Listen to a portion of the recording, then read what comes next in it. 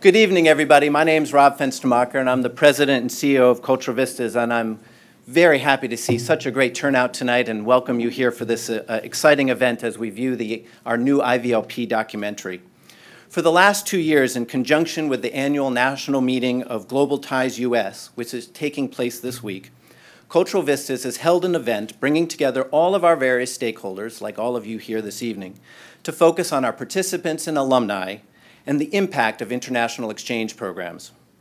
This year, we're excited to bring everyone together to watch and discuss a documentary that looks at the impact of exchange programs through the lens of the International Visitor Leadership Program, or IVLP, which Cultural Vistas helps administer together with the U.S. State Department, and which is celebrating its 75th anniversary in 2015. The documentary follows 13 leaders from 12 European countries who came to the United States last summer for a 3-week program focused on youth engagement and leadership development. I'm really extremely grateful and proud of my colleagues on the IVLP team who worked to put this together, specifically Richard Bobo and Stephen Washington. 2 of you, please stand up. I think you're going to see later what a great project this was. They really worked extremely hard to make this project become a reality. Given the incredible number of countries that are served by IVLP and the many partnerships in the U.S. that are required to make this program possible, it's only appropriate that we have guests from around the world here with us tonight and from around the country. We have a number of participants from the J1 exchange visitor programs that we do from Korea, Germany, France, and a number of other countries. We have some of our German participants from the Congress Bundestag Youth Exchange who are currently interning on Capitol Hill. We have alumni from our fellowship programs to Germany and Russia. We have a number of representatives from host companies and from host families who open up their homes to our international participants and their lives to really demonstrate what American culture is all about. We have a current group of IVLP participants who are from a number of European countries currently visiting the United States to look at the issue of countering violent extremism, which obviously is a very topical issue at the moment. We have a number of volunteers and staff from the various global-based member organizations of the Global Ties US network who are in for the national conference who could be with us this evening. And of course, we have a number of our partners here from the United States Department of State, as well as the other national programming agencies that work on the International Visitor Leadership Program.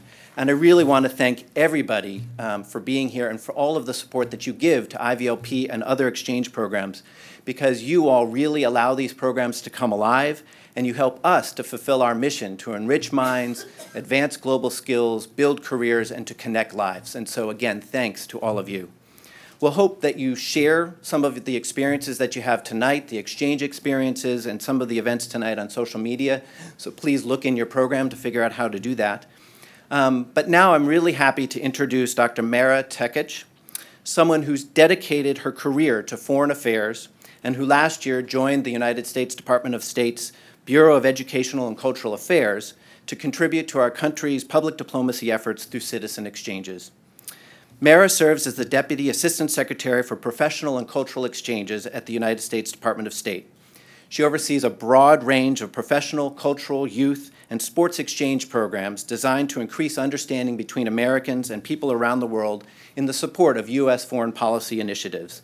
These programs include the International Visitor Leadership Program, as well as the Professional Fellows Programs, the FLEX Program, and the YES Program for high school youth, the Congress Bundestag Youth Exchange. They also support the Edward R. Murrow Program for journalists, and a number of other very important programs, and the list could go on, so I will stop here, but it's truly amazing all of the various programs that she's overseeing. Deputy Assistant Secretary Tekach is a career diplomat who entered the Foreign Service in 1989. Most recently, she served as Minister Counselor for Public Affairs at the U.S. Embassy in Mexico City, and she's had postings in the past at the U.S. Mission to the UN in New York, in Argentina, Haiti, Russia, Mauritania, and Niger, as well as here in Washington, D.C. She speaks Spanish, Russian, French, and some Haitian Creole. So we have a lot to work up to if you don't speak all of those languages and have not visited all of those different countries. But we're very happy that you could be with us this evening, and I welcome you up.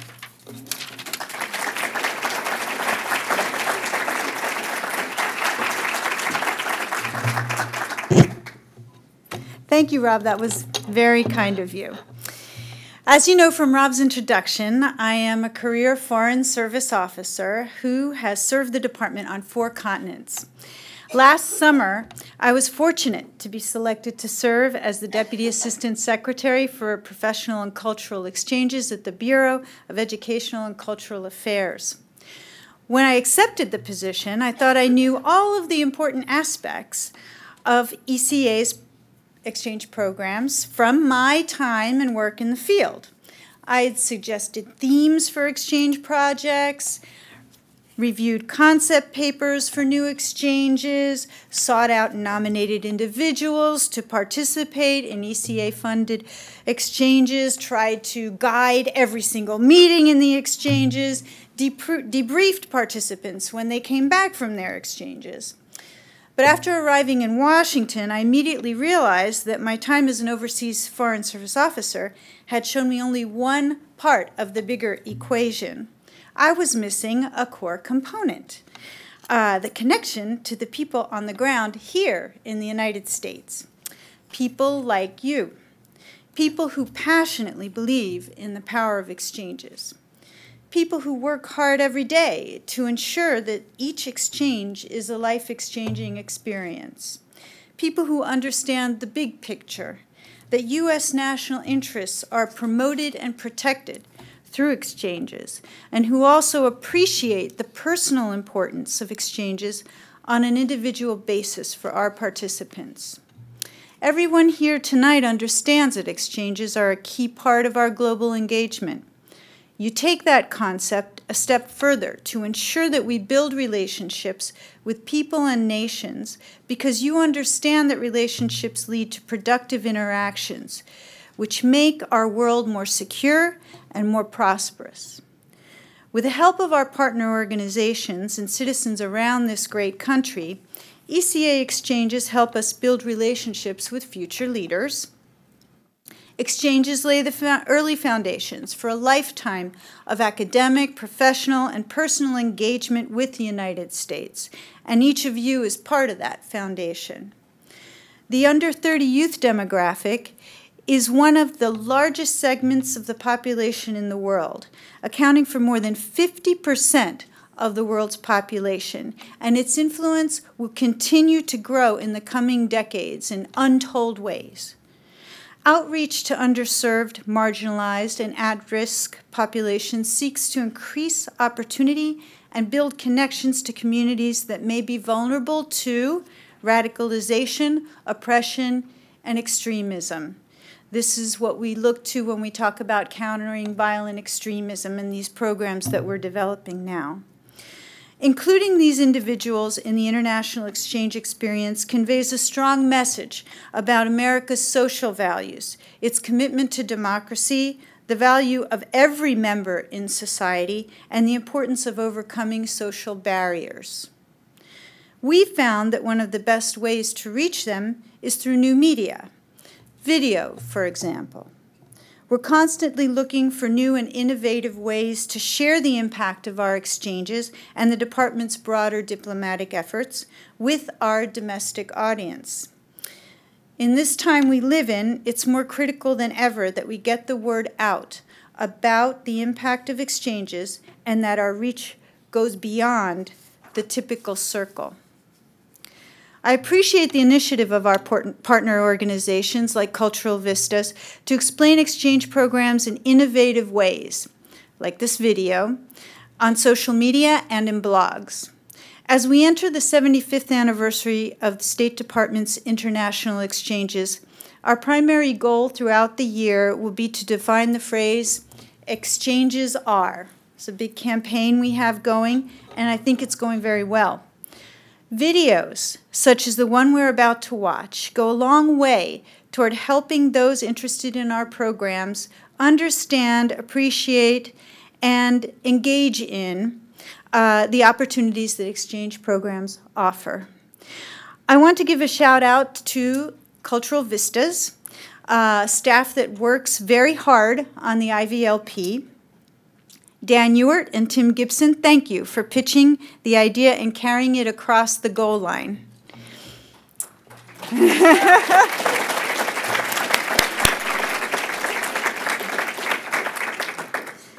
Stephen, Richard, thank you for your work on the project that was the basis for this documentary. And special thanks to Kate Hoof, the documentary filmmaker, who pulled this together and created a video that celebrates the critical role that exchange programs play in building a more peaceful and prosperous world. Secretary Kerry has said in the past that nothing brings about a common understanding more effectively than getting the chance to live in another country, see the world through another lens, and forge friendships that can last for decades. We hope this documentary can help others see exchanges through a new lens and that this piece can be shared widely with our domestic audience. It is now my distinct pleasure, and thank you for this honor, to raise the curtain and present the first IVLP documentary. Thank you.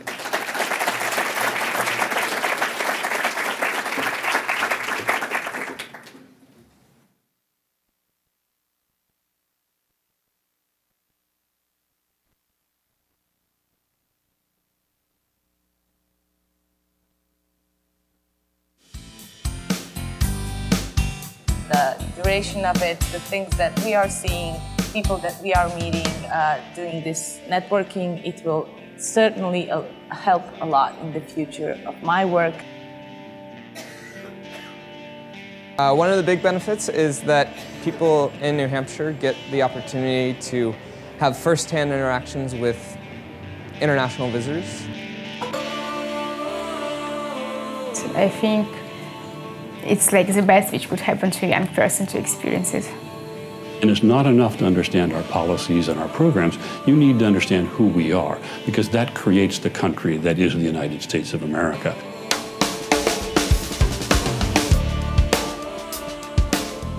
A lot of research behind a concept called positive behavior, intervention, and supports. And that's where students are recognized for displaying the behaviors that we want to reinforce. So again, attendance, behavior, and course performance.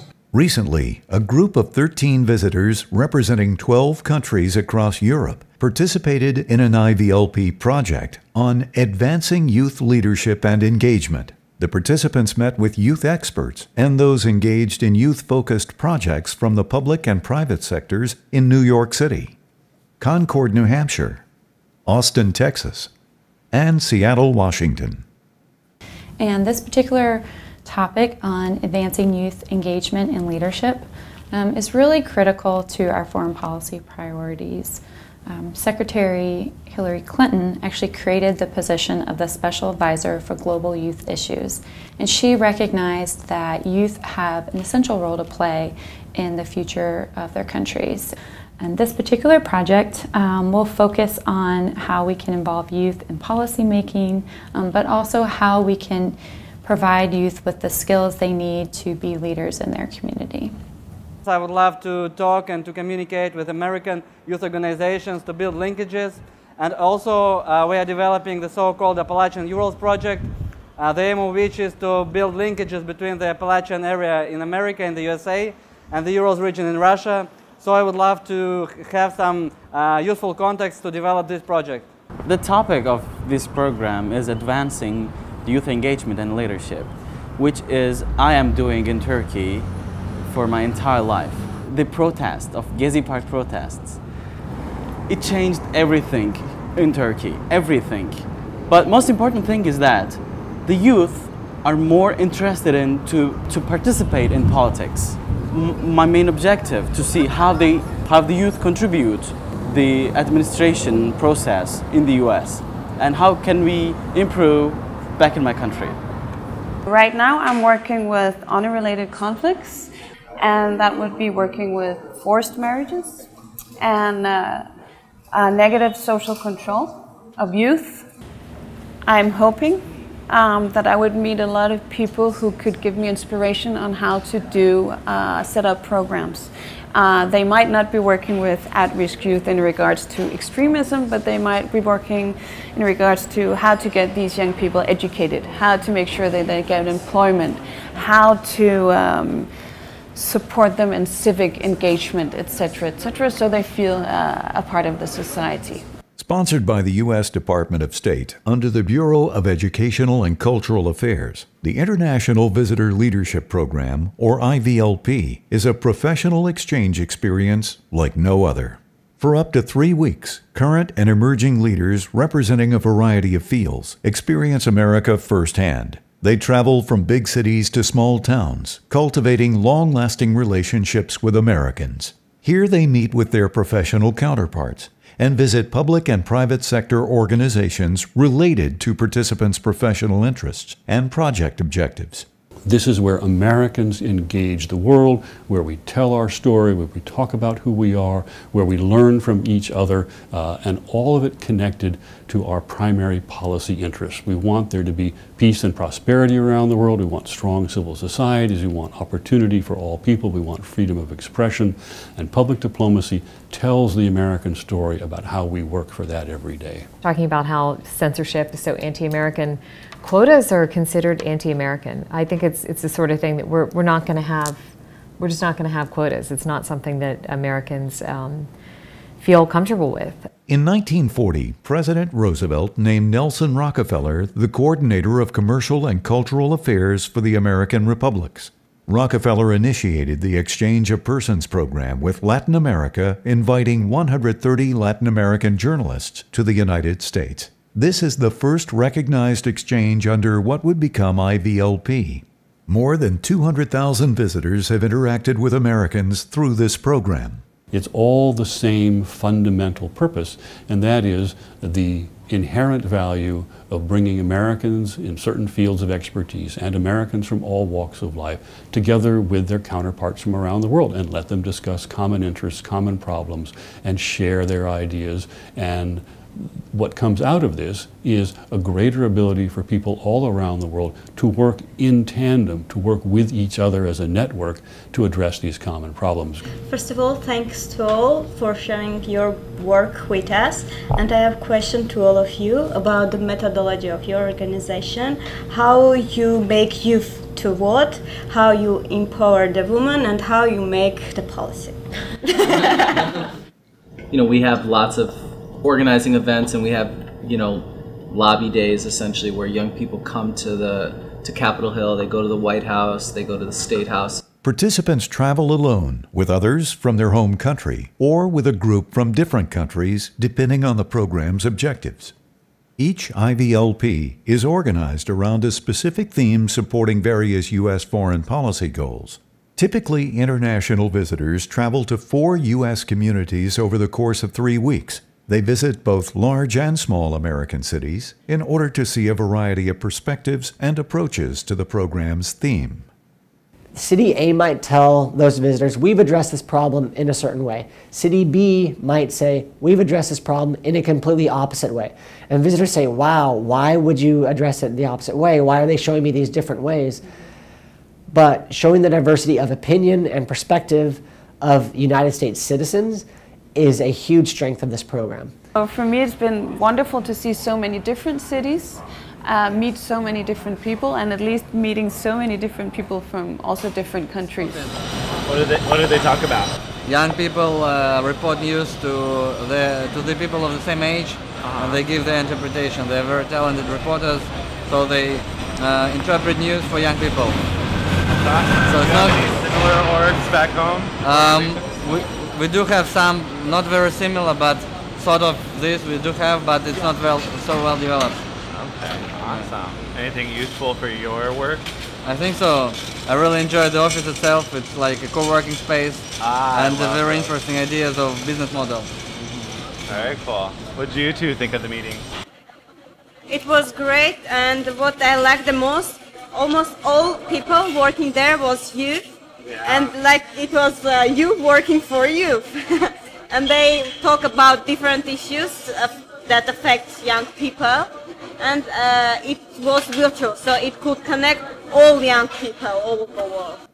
Embassy staffs from around the world nominate and select IVLP participants each year. Every one of our embassies around the world has a mission committee that brings on all parts of the embassy. So the economic specialist, the commercial specialist, the defense specialist, law enforcement, you name it, every part of an American embassy around the world comes together as a committee, and they look at the society that they're in, and they select the individuals who are emerging leaders in those areas that would benefit most from coming to the United States and sharing expertise and knowledge with us. And they're able to select those individuals. They're invited by the American Embassy. It's not an open selection process, say, like one of our educational programs or the Fulbright program. This is an invitation program. I was nominating because I was like involved in youth activism in my country, because we did lots of youth projects for community, and embassy like noticed my engagement of civil society and make me proposal to take part in this great program. And of course, I had great interest in it, and I directly accepted. As the president of the organization which I represent, we've initiated a few partnerships with the US Embassy, so that was my first sort of contact with the US Embassy in Ukraine. And then I know that my boss at my job, where I was like another job, not voluntarily, what I do for organization, that he got contacted by the US Embassy and asked who can he nominate around the young people who outstand in their performance in Ukraine. And he nominated me. And as I know, there was a pool of applicants, and then the US Embassy contacted me directly, asked me a few questions, sort of a small interview, and then I got picked. Cultural Vistas, a nonprofit that annually serves more than 5,000 individuals through professional exchange programs in the U.S. and around the world, is one of 7 national program agencies working on IVLP. Since becoming a national program agency in 2011, Cultural Vistas has been responsible for over 750 visitors from over 80 countries, participating in more than 100 unique projects. And our role on this program is to work with our colleagues at the State Department to implement the program, everything from logistics, travel, arranging professional meetings here in Washington, D.C., and working with more than 90 local organizations around the United States to plan professional meetings in those communities as well around a certain topic. IVLP is specifically designed by the U.S. Department of State and its embassies around the world to work with private institutions like Cultural Vistas and over 90 local community-based organizations around the United States. Why do they do that? Because they want to make sure that when visitors come to the United States, they are shown a variety of perspectives, and they do not think that this is just the United States government's solution to a problem or method for solving a problem. They really see how NGOs, how for-profit businesses, how local governments, state governments, and federal governments work together to solve that issue. Cultural Vistas has a staff of 6 people planning and implementing IVLP projects. Staff members bring a wide range of experience and expertise to each IVLP project. So inside of our team, we're quite diverse in our experience, our language capabilities, and the regions of the world we've lived and worked. And that really helps us to make sure that we have people on each project that know the region and know that topic as well as possible. Cultural Vistas has 4 basic goals: to build careers, to enrich minds, to advance global skills, and to connect lives. And IVLP is an extension of these goals. By enriching minds, we mean giving them some different perspectives on the United States. They might have stereotypes, but not really know anybody, both in general sort of cultural and political realm and their specific topic or area of expertise. Actually, I was surprised that I met quite a lot of people who knew quite a lot about international politics and foreign affairs, and that surprised me. What I know and hear about the States, and I can actually understand that a lot of people won't know about so much about world geography and international relations because the States is so huge. I mean, that's enough just knowing the different states in the country. But usually we don't hear a lot about Americans knowing a lot about what's going on in the world. So I thought it will be bigger if I know it from TV, but it's good to be here. I enjoy it. I see DC just as I expected. I consider here the Brussels of the US. Like, I can say that DC is Brussels of US. All main things in here, all governmental buildings in here, all officials in here. But the different thing that I didn't expect it that here there's taxation without representation. I wouldn't expect this. I mean, I didn't know this is happening in the US. Connecting lives, they come here for 3 weeks.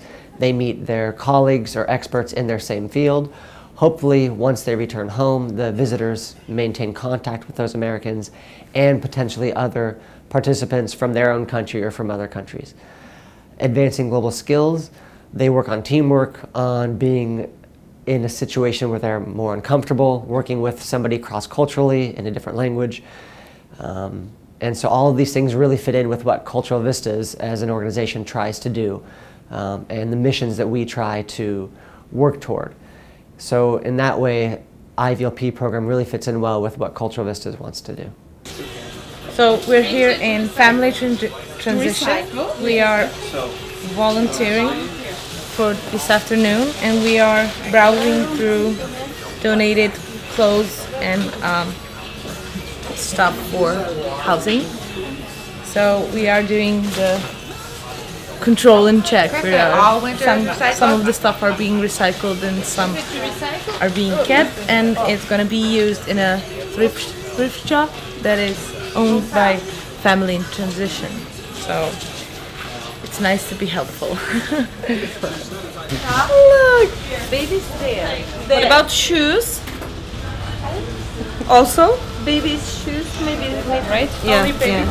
They're not going to wash them here. Yeah? To recycling, you should just to recycle. These are good ones. And as a national IVLP programming agency, Cultural Vistas works with community-based members, or CBMs, all affiliates of the Washington, D.C.-based nonprofit Global Ties US. These organizations plan the individual local itineraries in each city for the visitors.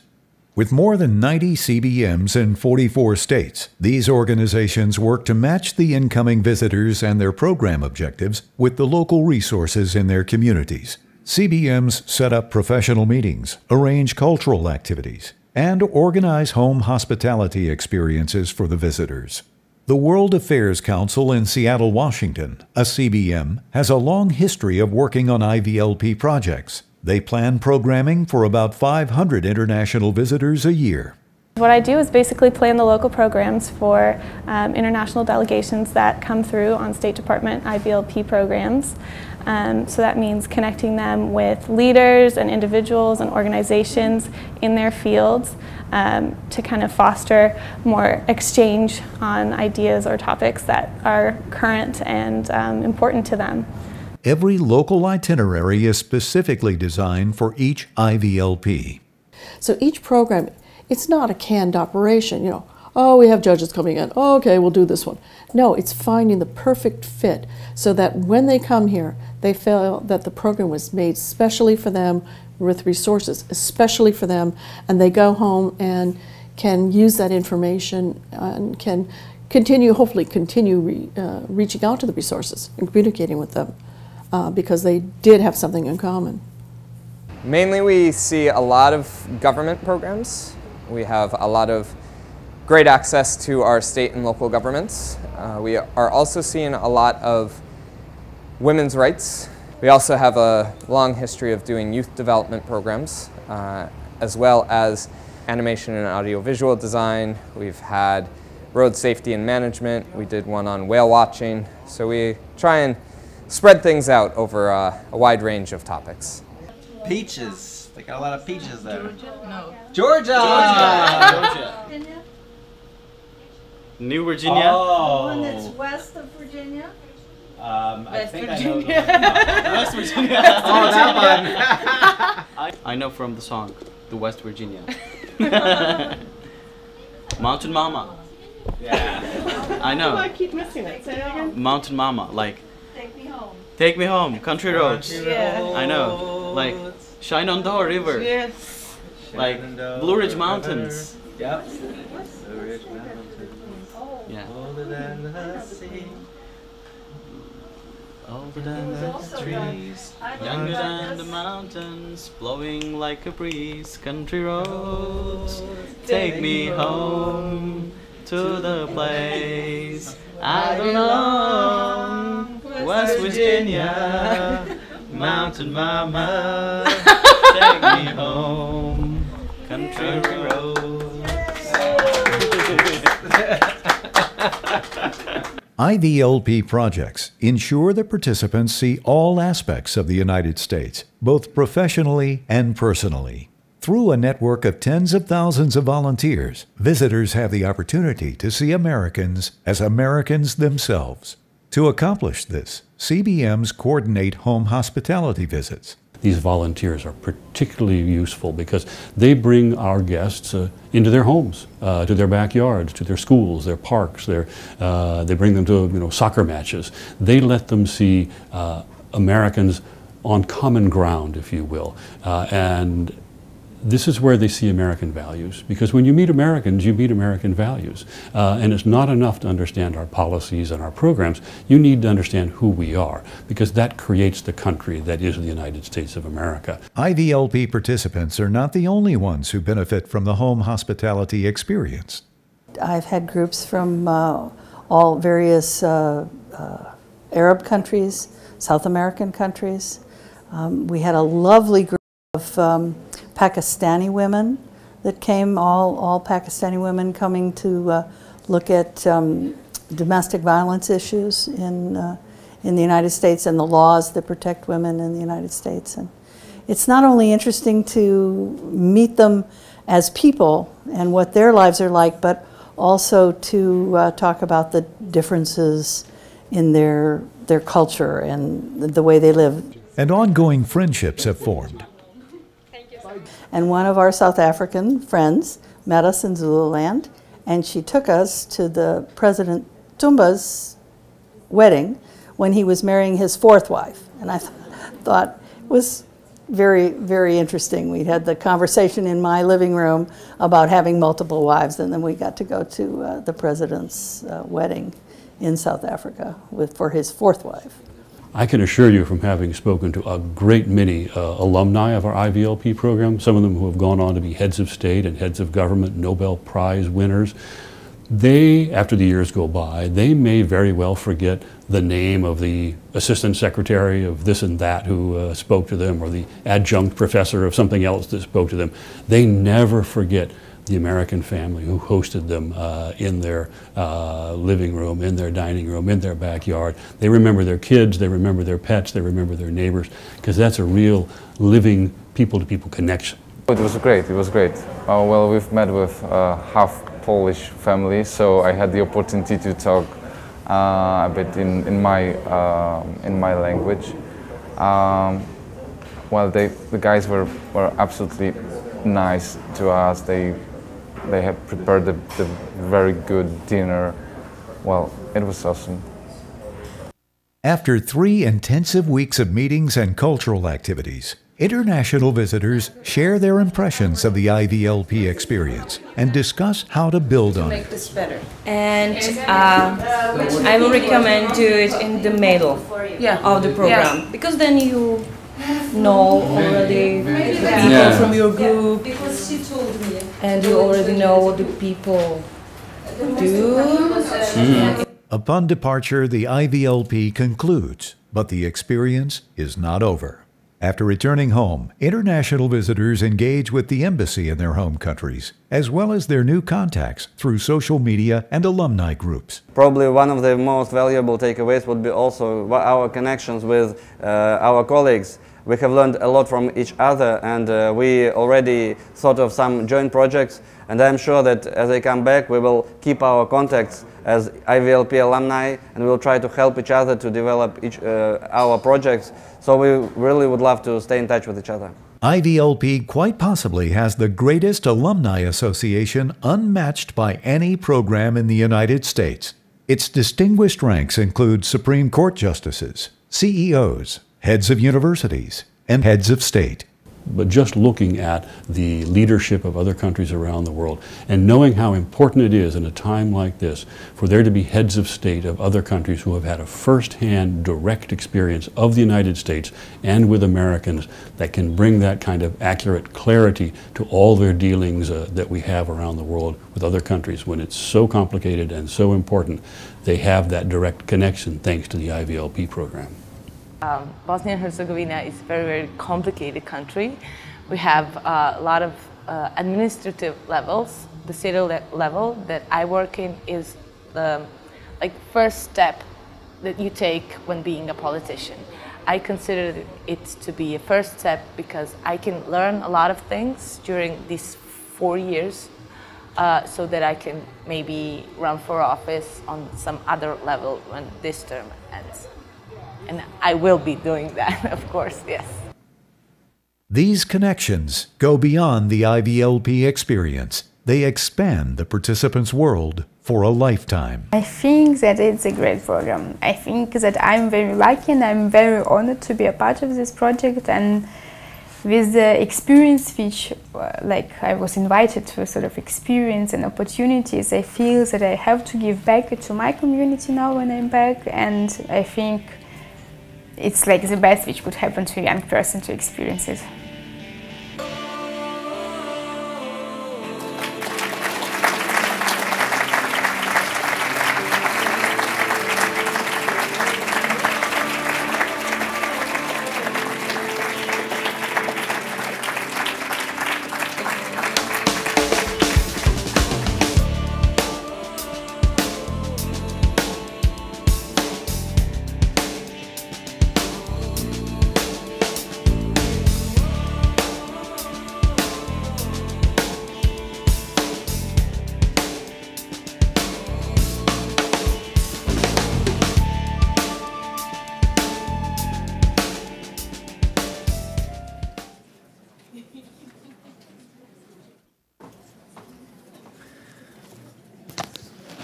Well, thank you very much, Kate, for organizing that video, and Tim and Natasha, and certainly Richard and Stephen, the rest of the IVLP team. My name is Dan Ewert. I'm a Vice President of Cultural Vistas. I've been with the organization for about 20 years now, and IVLP is one of the programs that I oversee in the organization. And I was asked to try to connect some of the different programs that we have in our within our organization. So I figured what would I try to do? I'd take a look at my week this week. This week is a microcosm of my work and of the work of Cultural Vistas and the work of many citizen diplomats in the audience. I just returned this weekend from Zagreb in Croatia, having attended the 68th annual conference of the International Association of the Exchange of Students for Technical Experience, called IESTE. In fact, I'm pleased I was able to coerce the president of IESTE International, Dr. Bernard Byans, to stop off in Washington on his way home to Columbia to join us tonight, and he's here in the front row.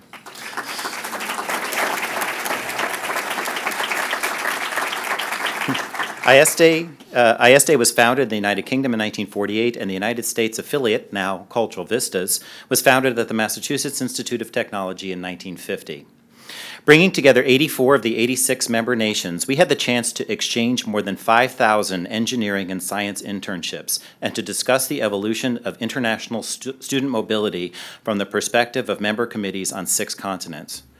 We also got the opportunity to have discussions about world events, and any remote chance that I had for a future career in politics was wiped out when a video of the conversation on the implications of refugee movements I had with my colleague from China, good friend from Iran, and first-time delegate from North Korea was put on YouTube. The link to that video is no longer there. Coincidence? But the two national committees not able to join us in Zagreb represent the challenges citizen diplomacy have been battling for 65 years. Syria, for obvious and tragic reasons, and Vietnam for logistical and financial reasons. So today, the video you just viewed is produced by an alum of a Fulbright Group Projects Abroad program to Japan, which we conducted in 2009, Kate Hoof, and includes music selected by a young German entrepreneur you saw in the credits, who participated in a program sponsored by the U.S. Embassy in Berlin in April of 2004. Tomorrow, I will join the Global Ties US in its Latin America dialogue as the organization looks to rekindle close relations with the region that sent the first IVLP participants to the United States. And this series of events is the direct result of the grassroots citizen diplomacy conducted by Global Ties US Executive Director Jennifer Clinton and her team. On Thursday, I will meet with many of the representatives of 94 community-based organizations participating in Global Ties US National Conference. With little exaggeration, this vibrant network is as valuable an intellectual property asset as any that can be claimed by any corporation, as it includes the likes of Google and Facebook, every state house across the nation, universities and schools, and nonprofit organizations advocating for every issue imaginable. It is this network that allows Cultural Vistas and the 6 other national program agencies to implement the International Visitor Leadership Program. And finally, on Friday, my colleague Aaron, the annoying one with the camera, and we have the privilege of welcoming 26 high school students from 18 states who participated in our American Youth Leadership Program to Singapore and Malaysia to Washington for a reunion. If you want to get a glimpse of the future of citizen diplomacy, which I assure you burns as passionately as ever, try spending 2 days closing a program in a sustainable eco farm in southern Malaysia with a group of 15 to 17-year-olds with no access to the internet or telephone. It has totally changed my outlook. I assure you that the upcoming generation has already changed the way citizen diplomacy is conducted, and the speed of this evolution is something we need to embrace. And please remember that exchange is a two-way exchange, and that there needs to be more opportunities for Americans to experience what the international visitors come to the United States to experience. So that's the recap of my week, and I think it describes the multifaceted and multipolar efforts of our community and Cultural Vistas. And I think we're going to have a view of some alumni reflections that we have from the different programs that Cultural Vistas organize. Right? What do I have to do? Come down?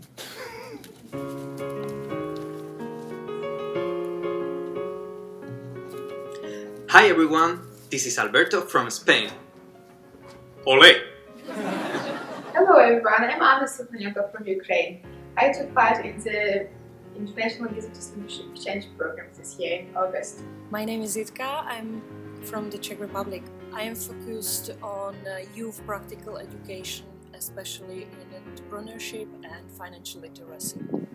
This program gave me really a lot of knowledge and inspiration since I learned how the civic society and NGOs work in the US and how American civil society or sector manages to involve different groups of population and different sort of activities in trying to engage as many people as possible. The IVLP program gave me the great opportunity to learn a lot about people, life, culture, history, politics, and many other things about USA. I have a lot of good memories from the program, but maybe the greatest one took place in New York.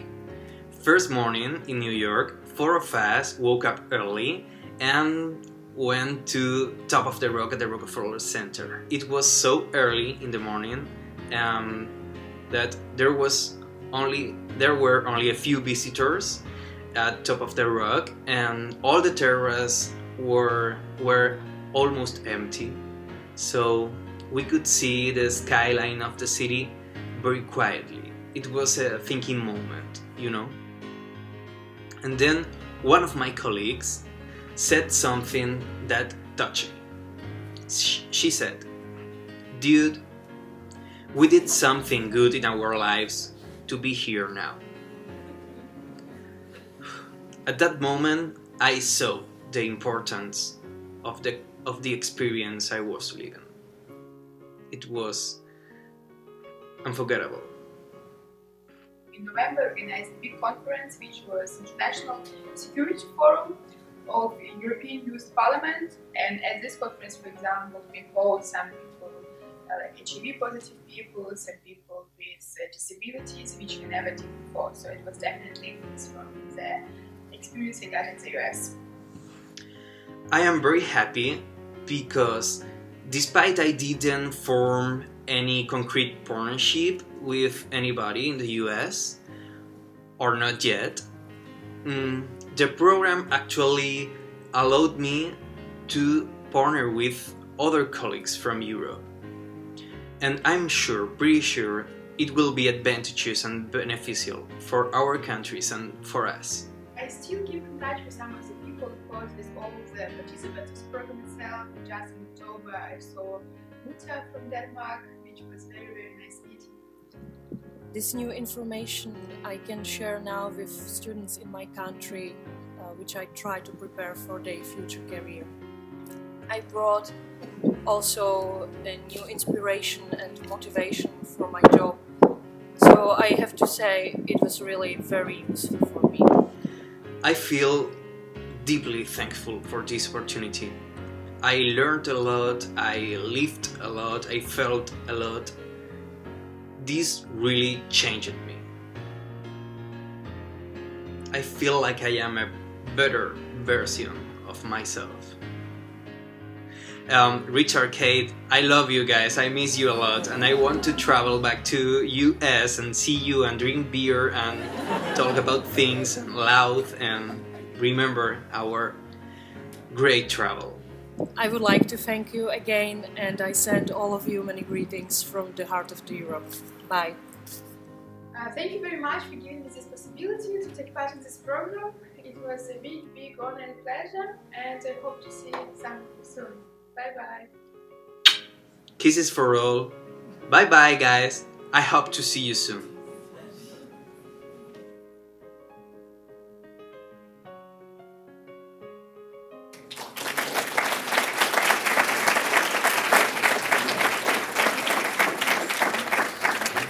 And with that, I would like to bring up to the stage here Natasha Metzger, Kate Hoof, and Tim Horgan to have a little bit of discussion about their experience on producing and working through this video process with us.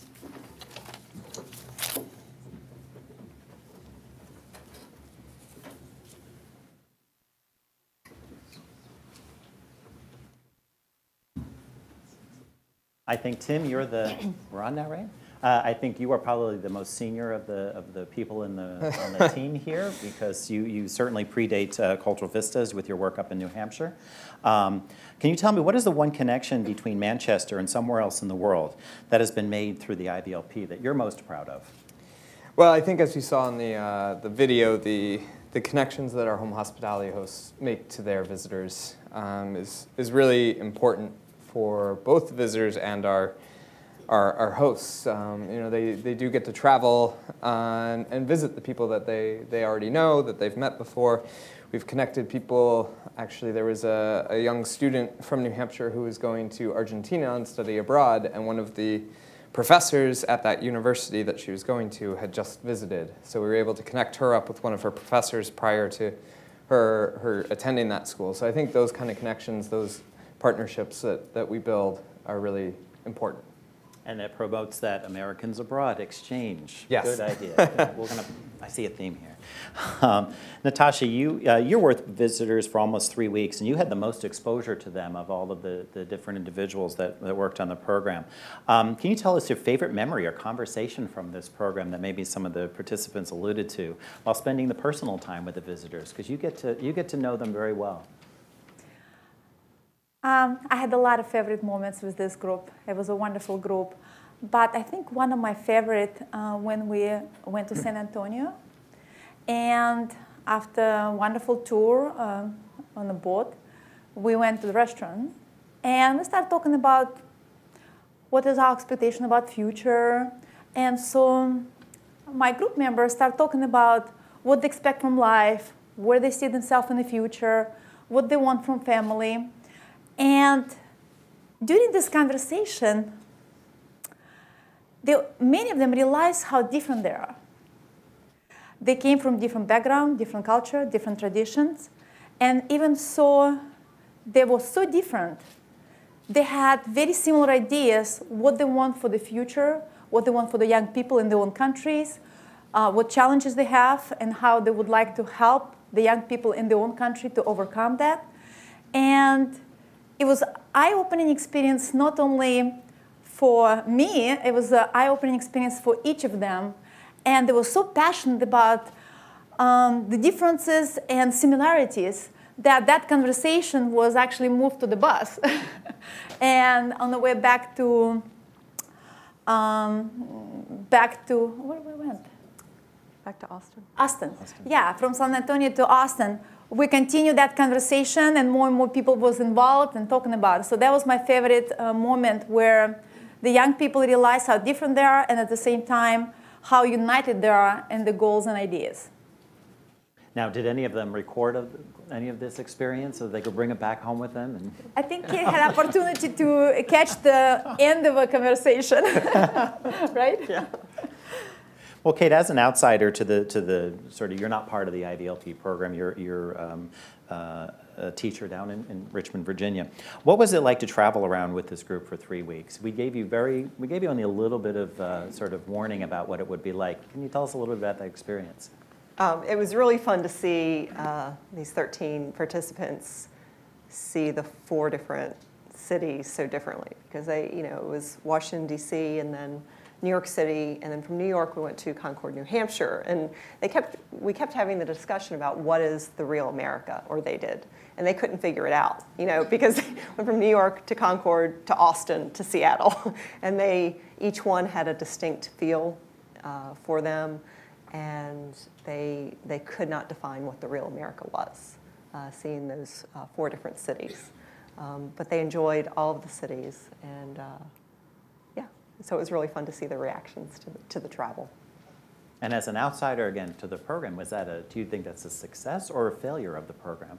Oh, I think it's definitely a success of the program, because there's not, breaking down the stereotypes. There's not one particular perception or stereotype that they could adhere to, because they couldn't pinpoint any one characteristic necessarily. They saw it as a diverse country, as opposed to the stereotypes that they maybe were familiar with before travel. And for those of you who are not familiar with the International Visitor Program, Leadership Program, the CBMs, there are 90 some across the country, they compete to have visitors come to their region. They're very anxious and happy to have visitors from a variety of different programs, as Tim mentioned in the video. So Tim, what would you say are the top reasons to come to Manchester, New Hampshire? I mean, besides the snow up to here right now. Right, right. Well, if you want to see snow, it's a great place to see snow. And we've had groups from warm countries such as Indonesia come and go snow tubing and spend the whole day, borrowing as many gloves and hats as I can scrounge up for them. But a lot of what we see in New Hampshire is government groups, state and local.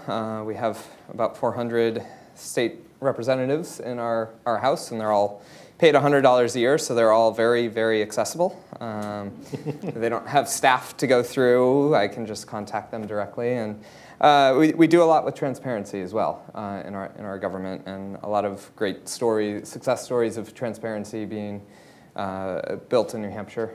So I think that's really the big draw out of all of the great resources that we do have up there.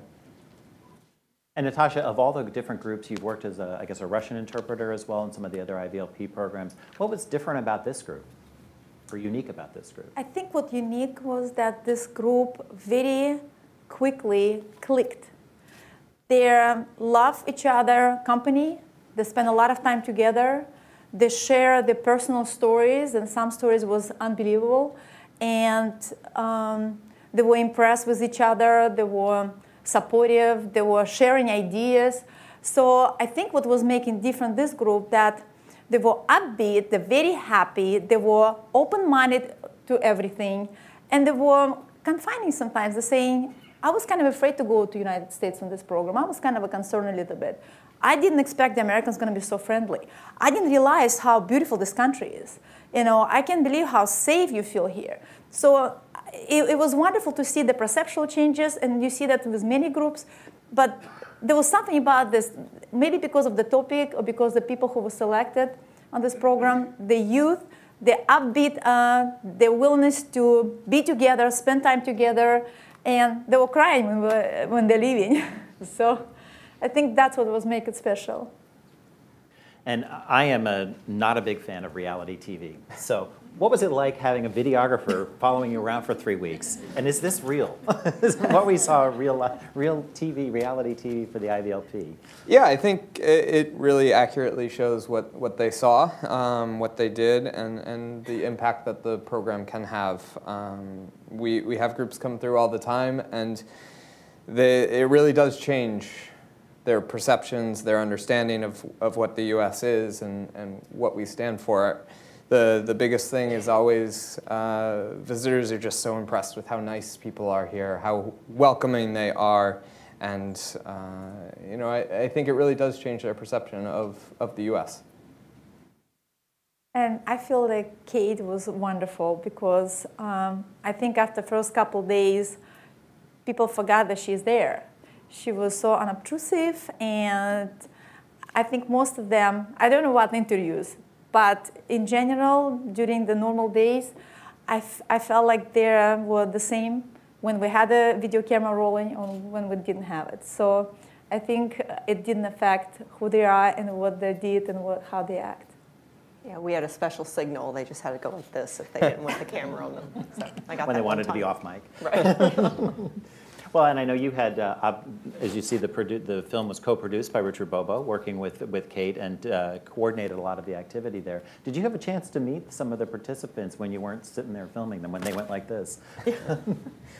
Absolutely. I feel like Richard and I definitely got to know the participants, and you know, because we were involved in their conversations off camera. I mean, the record button was not on the entire time at all. So it was really nice to get to know such an interesting group of people who had such fantastic individual stories and where they were coming from. And yeah, so it's just a really, for me as someone behind the camera, just to have the opportunity to be able to help tell the story was an incredible experience on my end. So I would like to thank Cultural Vistas for that opportunity.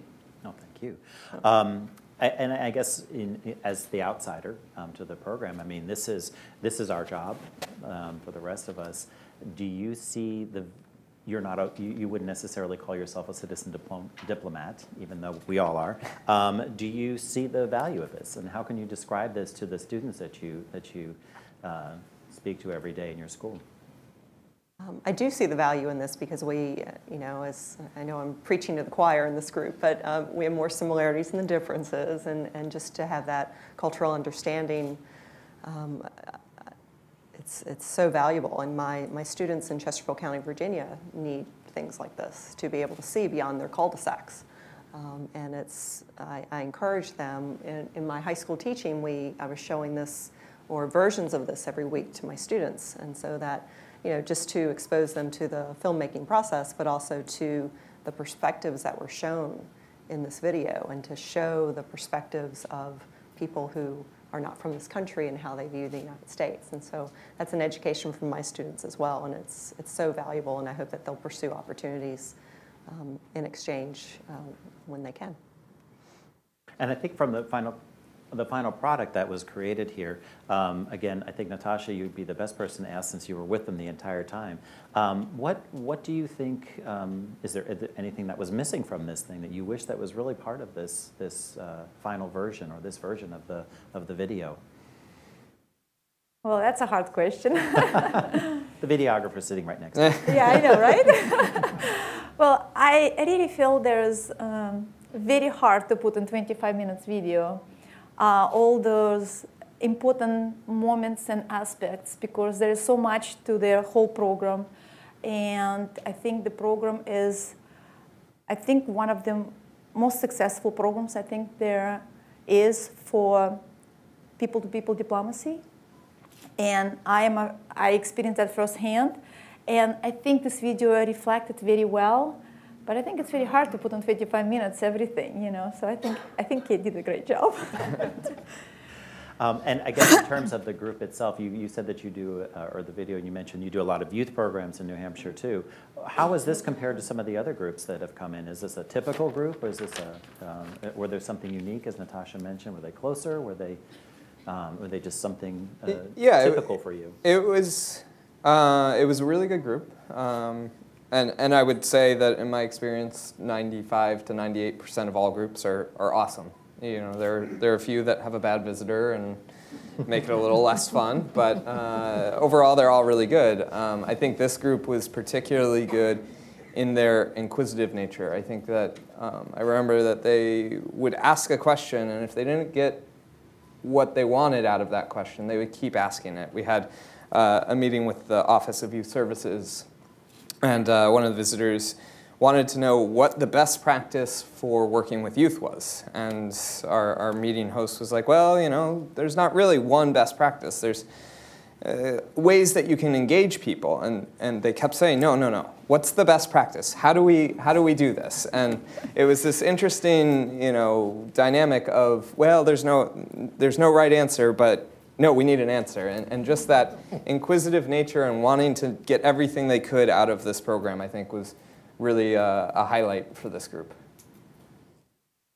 And Kate, did you were you the one who was pulling in some of the alumni reflections from them? No, that was Richard. That was Richard. Okay. Can you tell me a little bit about the I guess the process that you go through in selecting or putting together a video like this? You have hours and hours of footage, and hours of footage from 5 different cities. Why did you select, or how did you select some of the things that you put into this video? I'm not sure what the process is actually. After start out watching all of the footage and specifically the interviews, and I just make note of who, you know, you start out with the basic questions: who, what, when, where, why, and how, and so I try to find the sound bites that answer the basic questions, and then the impact of those sound bites and who says them succinctly and clearly, and then narrow it down from there, because everyone was so well spoken who I interviewed, and then it just weaves together from there. And so with this, the initial thought with this video was to do all first-person narrative, but I realized in the process that I couldn't explain I couldn't explain fully the program without voiceover. So that's when I sat down and wrote a script, and then weaved the speakers, the interviews in with that. And then add footage to that. And then the last part of it was the West Virginia song, Take Me Home, you know, and moments like that show the human side as much as possible.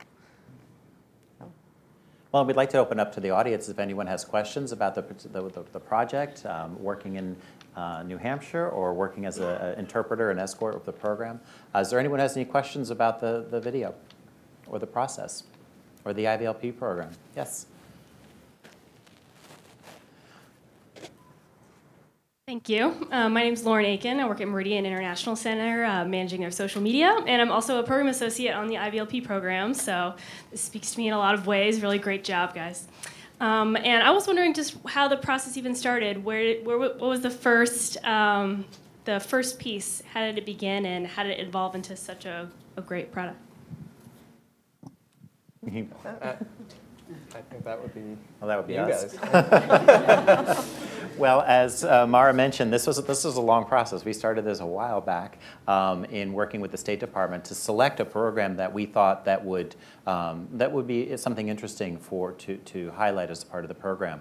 And then the Cultural Vistas program team that were mentioned in the video, we sat down and banged out what we wanted to do. You know, tried to figure out what we wanted to get out of this. What was you can do so many different things with a video, and so it was a while for us to get going. At the same time, where we, as you know, you have to reach out to the different agencies to try to get them to host the visitors here. So we had to go out in a kind of a special request for the particular programs to say, hey, would you like to host this group? And by the way, you're going to be videotaped the entire time. Even with this, you're still going to be videotaped. So, and it was a very long process by Stephen and Richard to put together the program, to select the cities that in New Hampshire and Austin and Seattle who would participate in the program. And then, you know, we kind of turned it over to Kate. And of course, we had to get Natasha. Everybody was involved. We're talking many different layers of information at the State Department that we had meetings with. Tim Gibson and I had meetings with to make sure that they understood what we were trying to do and get out of it. So it was a long process.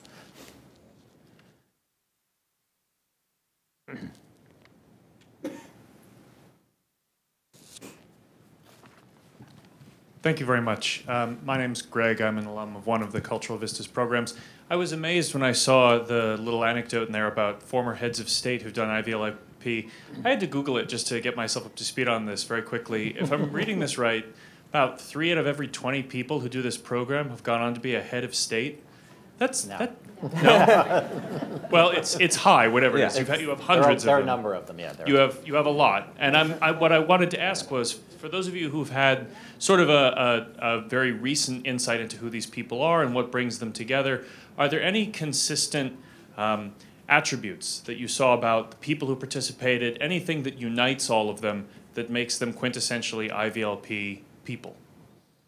Sure. I think that the visitors who are those top-level people who are going to go on to greatness are those people who really get it. They can look at a situation, they can understand it, and they're open to it. We've had a lot of visitors who just, an example is we had a group from Latin America, and there were 3 women from Venezuela who we met with a group that trains Republican women to become politicians, and once they found out that they were talking to Republicans, they just took their phones off and stopped listening. And those are the people who are not going to move on. Those are the people who are just set in their ways, and they think they know what's what. The people who sit there, listen, try and take all of this in and create a narrative for themselves for what's going to work for them back home are really the people who are going to move on, move forward in their career. And I think those are the people that we want to be bringing over and engaging with. I think I would like to say that I think some people who have internal fire, curiosity, and they have a leadership skills on day one. When they arrive, you see those leaders. They are leaders, and they're very curious, and they have a fire. And I think those people are moving on and going high. And I guess I would also expound upon, as was mentioned in the film, the individuals that are selected for this program are selected by the U.S. embassies in those countries, every country in the United States, or excuse me, every country in the world, excuse me. And they are, and they're screened. Not everybody who is selected obviously gets through the system. So they're screened by the main State Department here for those that they think are have the best promise. So as Natasha mentioned, if you're recognized in your country, in Ukraine or Bosnia and Herzegovina, I mean, you know, the embassy will watch you, and they don't tell you. They don't say that they're watching you. They put your name to the State Department and say, I want to bring this person because she's a rising leader in youth leadership. And if the State Department says yes, that's when the embassy goes out and puts the invitation out. So in many cases, it's the individuals who already showed that fire and perhaps that openness in their country already. And so maybe that's why they almost self-select that first step in that process. And let me add just one more thing. I think it was a year or 2 ago, there was an article written just about this, how there are about 350 people who have gone on to be current or former heads of state.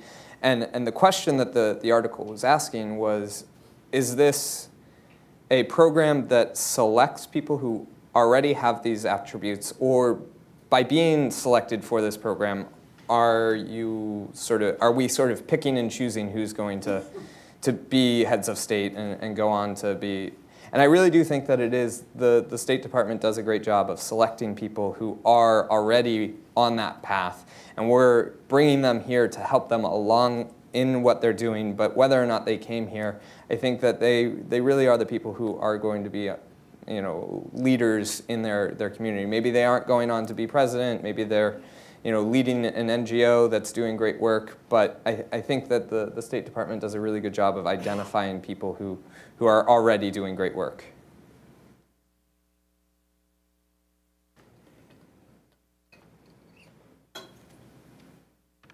Hello, my name is Prem Sagar. I am also on a professional exchange program called Atlas Corps. I'm from Pakistan. First of all, congratulations for the capturing it comprehensively. I just I was looking in the video and I was trying to find out, there was a very well articulated what the IVLP leaders learned from US, what they learned from US. But it was somehow it wasn't there that what US learned from them. So maybe like those clips which you didn't include there and which say something about what US host organization, what US CBO, NGO, state government learned from them. That would be great. So I think one of the biggest benefits of this program for Americans is, especially with groups such as this that are focused on youth, is that they get to meet with youth. And we'll take them to high schools, and we'll take them to meet with, I know this group met with the Legislative Youth Advisory Council in New Hampshire, and they got to meet with high school and college students. And that really changes perspectives of up-and-coming American youth who maybe hadn't really thought of what was going on in the world around them. But they know that, okay, we have a group coming from Europe, or we have a group coming from Pakistan or wherever, and they take the time to read up on those countries, read up on the issues going on in those areas, so that they can talk intelligently with these visitors. I think also the home hospitalities really make a huge difference in people's lives here in the US. Not only do they learn about countries and learn about cultures, but they make great friends that they can continue to talk to and visit with. We have people who are still in touch with some of the visitors they've hosted, and they'll get out of the blue a Merry Christmas or a Happy Birthday through Facebook or through email. And it's just nice to know that there are these connections being built throughout the world, and I really do think it brings a new understanding. And then finally, I think that the meetings that these visitors have are really a two-way exchange, where a meeting host from the US will learn as much about the work that they're both working on. It really, I think, helps them to look at their issues in a new light and understand the common issues that both countries are facing, and I think it gives them some new ideas as to how they can outreach to their communities. There was also at the home hospitality, there's shots of it from in Austin, Texas, where Baron Günz, the participant from Turkey, he was one of the head protester in the Gezi Park protests in Turkey.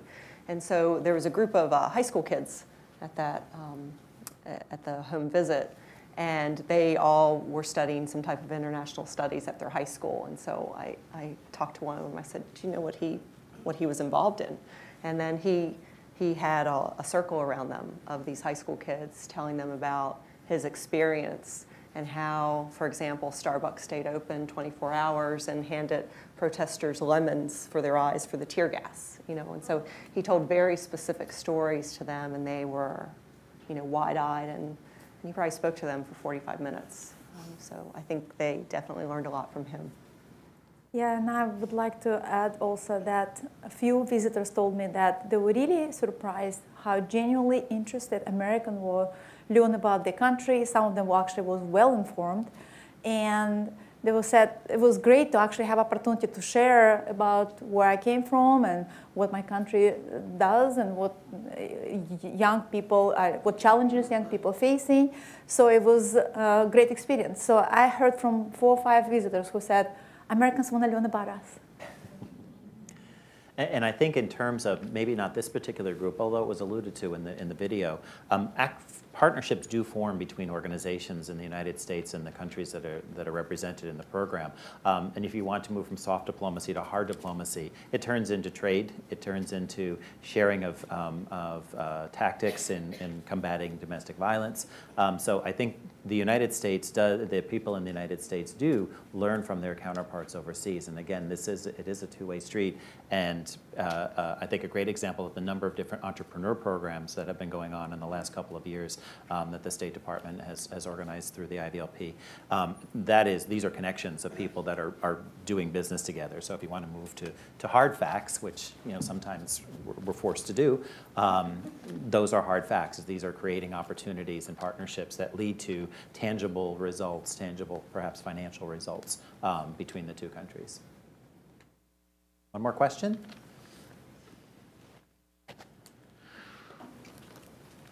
I'm Holly Pratt. I'm the director of the Wyoming Council for International Visitors, and I appreciated what you put up there, but to build on what this gentleman from Pakistan just said, our organization, we are a non-government organization, we're a nonprofit organization, so we often talk about who are our clients and conveying the message of what we as United States citizens get out of these exchanges, I think, is a real challenge to all of us. And so I'm curious, in any of the cities, because there was filming going on, did you contact, was there any effort to sort of accelerate the media presence, any press releases, so communities knew that Concord is going to be featured, and if not, maybe next time we do that, and so we add that little element. Yeah, and that's something that we try to do with all of our groups, is to get the media involved and interested. It's sometimes easier said than done. But we have had some good successes with more of the local papers. We actually just had a group from Kazakhstan that we took to a town government, and they wrote a story for the newspaper and put it out for us. We try and get, especially back to the high school students, we try and get the local paper for whichever high school we're going to involved in it.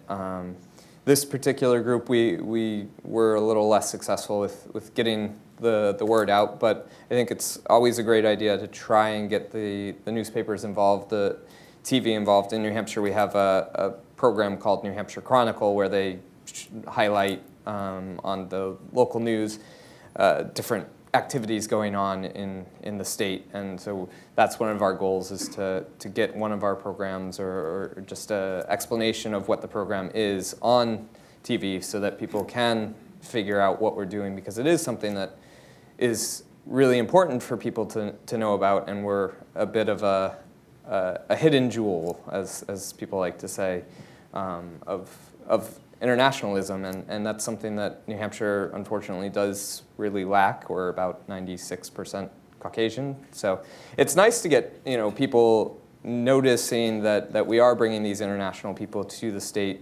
and I think with especially the high school students, it's great that they have opportunities to meet with people like that, and we're always trying to expand out our network into different meeting hosts, different home hospitality hosts, and different people that we can interact with.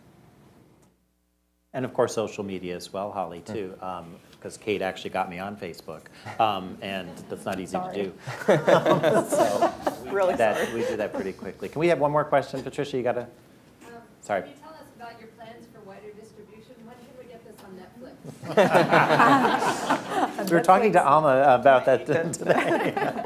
Well, actually, the first show that we will have, and probably nobody else in the organization knows this, it will be up at Columbia University. One of the participants in our program is now at university there, and she is interested in her foreign affairs group, I guess, to learn about the IVLP program. And I said, well, hey, we got this. Instead of sending a speaker, why don't we just give you the video? And so that will be in early March. But otherwise, we do intend to take it out to the different communities in the CBM world and the community-based partnerships members world. And I don't know, Anthony, are you here in the room? You want to talk about other ways to... Or, I'll send you all a link. Yeah, I'll send you all a link. But I just want to thank you all for your presentation and your participation in our program and for coming tonight.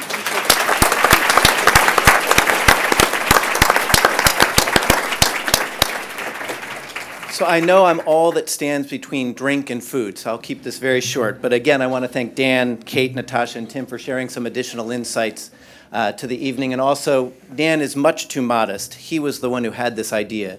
I think you saw with the schedule that he has this week, this is one of the most passionate and committed individuals to exchange programs. And without him, we wouldn't have this today. So thank you, Dan.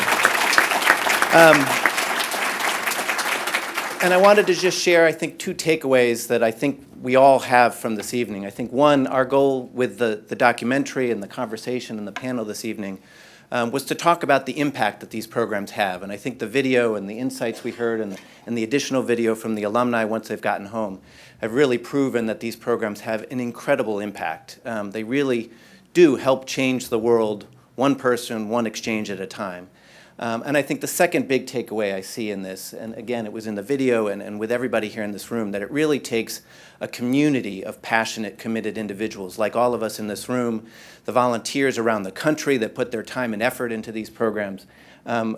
We all are really trying to make this world a better place, and it wouldn't happen without all of us and this community that we bring together. So again, a big thanks to everybody here for all that you do to try and make these programs a success and to change the world.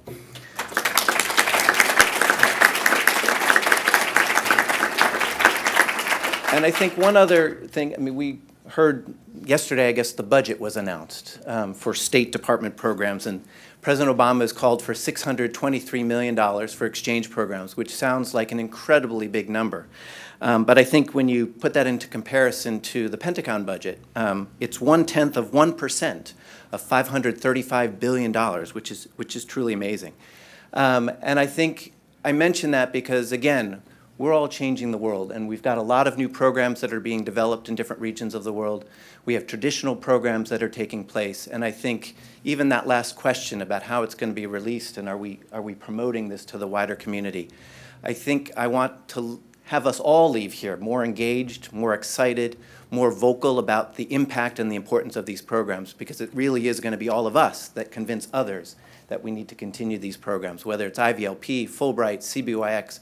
Again, the list goes on and on. These programs are life-changing, and all of us are responsible for making that happen. So we're really excited about that. We're excited to be more involved here in DC in the future. We're going to be opening up a new office soon. We'll be doing more events. We'll be working closely with Global Ties, our neighbor in that space.